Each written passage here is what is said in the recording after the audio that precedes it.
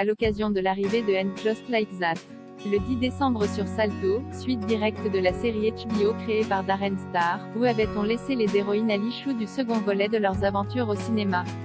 Le 10 décembre sur Salto, les fans de Sex et the City retrouveront Carrie, Sarah Jessica Parker, Charlotte, Christine Davis, et Miranda, Cynthia Nixon, dans And Just Like That. Série produite par HBO Max et présentée comme une suite directe des aventures de la bande d'amis new-yorkaise.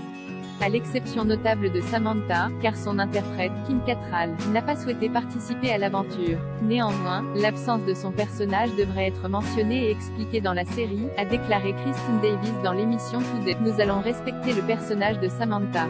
C'est intégré à l'histoire. Nous n'aurions jamais manqué de respect à Sam si la série reprendra la trajectoire des autres héroïnes là où nous les avions laissées à l'ichou du film Sex and City 2, sorti au cinéma en 2010, les deux longs métrages faisant eux-mêmes suite à la conclusion de la série achevée en 2004 sur HBO. Plus de 10 ans se sont écoulés depuis sa sortie en salle.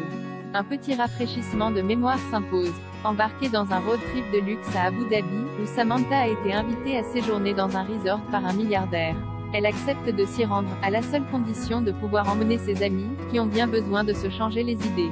Elles vécurent heureuses, et Carrie, journaliste freelance pour le magazine Vogue, a enfin épousé Big Chris No, son grand amour, mais elle est terrifiée à l'idée que le train-train quotidien et la monotonie rongent leur couple. Charlotte, désormais mère de 2 petites filles, est épuisée par son rôle de femme au foyer. En prime, elle redoute que son époux Harry, Evan Handler, ne la trompe avec la jeune babysitter sexy qui l'ont embauchée pour les d'heures. Miranda, quant à elle, a démissionné et se laisse quelque peu aller.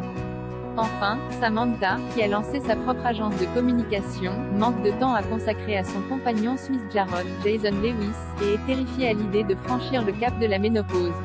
Un film sans impertinence. Ce voyage, bien que pas très initiatique, sera l'occasion pour les 4 amis de prendre du recul sur leur vie personnelle et d'en revenir plus sereine. Carrie comprend que son amour pour Big est intact lorsque, après avoir recroisé son ancien compagnon Aidan, John Corbett, à Abu Dhabi et échangé un baiser avec lui, elle se ravise aussitôt. Tout est bien qui finit bien pour les 4 amis, qui reviennent plus soudés que jamais à l'ichou de ce voyage et rassurés sur leurs angoisses. Néanmoins, ce second volet au cinéma n'avait pas convaincu les critiques, qualifiant le film de superficiel comparé au piquant de la série et aux nombreuses thématiques féministes qu'elle abordait, à travers les pérégrinations de ces 4 femmes indépendantes qui partageaient leurs histoires de sexe sans tabou.